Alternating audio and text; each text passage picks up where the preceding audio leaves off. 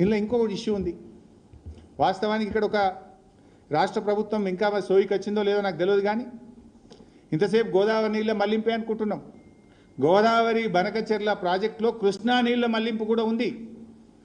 ఆంధ్రప్రదేశ్ ప్రభుత్వము కేంద్రానికి ఇచ్చినటువంటి ప్రిలిమినరీ ఫీజిబిలిటీ రిపోర్ట్లో వాళ్ళు చాలా స్పష్టంగా చెప్పారు, గోదావరి నీళ్ళు ఎత్తుకపోతాం, కృష్ణలో ఎప్పుడైనా నీళ్ళు వస్తే కృష్ణా నీళ్ళు కూడా మళ్ళీ ఇస్తాం. రెండు రాసిందల్లా.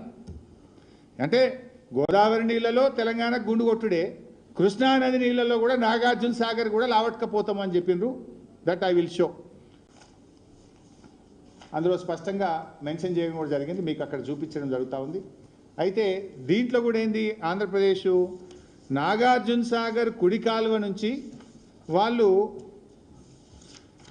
నాగార్జున సాగర్ కుడి కాలువ నుంచి ఏదైతే ఉందో 0 నుంచి 80 కిలోమీటర్ల వరకు ప్రస్తుతం ఉన్న కుడి కాలువను డబుల్ ద సైజ్ చేస్తారట. 2 అంతలు చేసి ఆ 80వ కిలోమీటర్ దగ్గర బొల్లపల్లి అనే రిజర్వాయర్ కడుతున్నాం. ఎప్పుడైనా నాగార్జున సాగర్లో వరదలు వచ్చినప్పుడు, నీళ్ళు ఎక్కువ ఉన్నప్పుడు మొత్తం నీళ్లు నాగార్జున సాగర్ నీళ్లను రోజుకు 2 టీఎంసీల చొప్పున తరలించి బొల్లపల్లిలకు పెట్టుకుంటాము అంటుండ్రు. అంటే నాగార్జున సాగర్ కూడా ఖాళీ చేస్తారన్నట్టు. వరద పేరు మీద నాగార్జున సాగర్ను కూడా ఖాళీ చేస్తారు.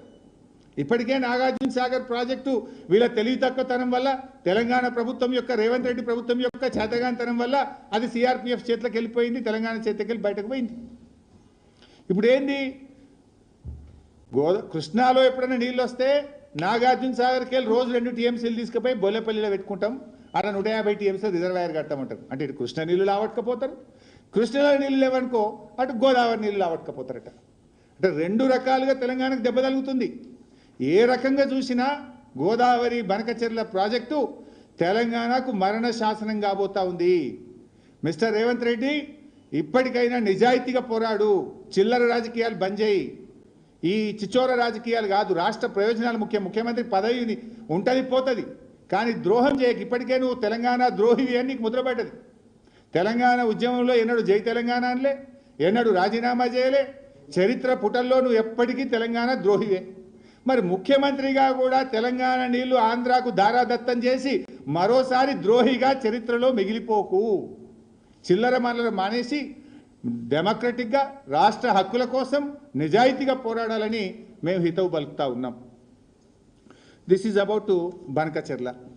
ఇకపోతే రెండో విషయం, నిన్న మాట్లాడుతూ 299, 512 గురించి మాట్లాడింది ముఖ్యమంత్రి. అసలు ఎంత బాధ కలుగుద్దంటే, ఇలాంటి వ్యక్తులు తెలంగాణకు ముఖ్యమంత్రి అయిందని ఒకసారి బాధ కలుగుతూ ఉంటుంది. నాకైతే అర్థం కాదు, ఎన్ని రోజులు అబద్ధాలతో బతుకుతావు రేవంత్ రెడ్డి గారు? తెలంగాణకు పట్టిన అబద్ధాల వైరస్ ఈ రేవంత్ రెడ్డి. సరే, ఈ అబద్ధాలను ఎవడన్నా తట్టుకొని నిలబెట్టగలిగే శక్తి ఎవరికన్నా ఉందంటే అదొక బీఆర్ఎస్కే ఉంది. ఎందుకంటే ఈ అబద్ధాల వైరస్కు విరుగుడు బీఆర్ఎస్ అనే టీకా.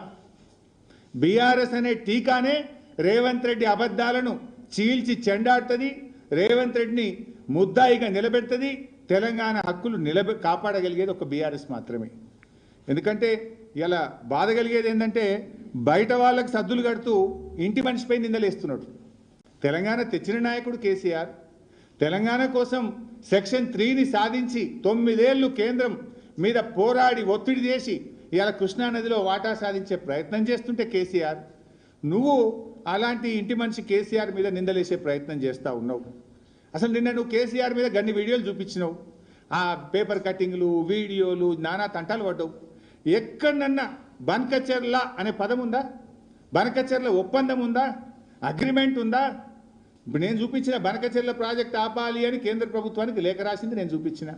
వరదలో 1950 టీఎంసీలు మా లెక్క అని కేసీఆర్ రాసిన లేఖ నేను చూపించిన. నువ్వు అంత చిల్లర రాజకీయాలు తప్ప ఒక్కటనే నిజాయితీ ఉందా? ఇవాళ నేనేమంటాడు, 299, 512 కేసీఆర్ సంతకం పెట్టిండు, హరీష్ రావు సంతకం పెట్టిండు అంటాడు. నేను అడుగుతున్నా, మిస్టర్ రేవంత్ రెడ్డి, ఎక్కడన్నా కేసీఆర్ హరీష్ రావు సంతకం పెట్టినట్టు చూపిస్తావా? నేను ముక్కు నేలకు రాస్తా, లేకపోతే నువ్వు రాస్తావా? అసలు నిజాయితీగా మాట్లాడు, వాస్తవాలు మాట్లాడు. శాశ్వత ఒప్పందం చేసుకున్నారట. ఆయనే నిన్న ఇంకో మాట అంటాడు. అంటే ఇక్కడ కొంచెం మీరు కూడా దయచేసి కాన్సన్ట్రేట్ చేయండి.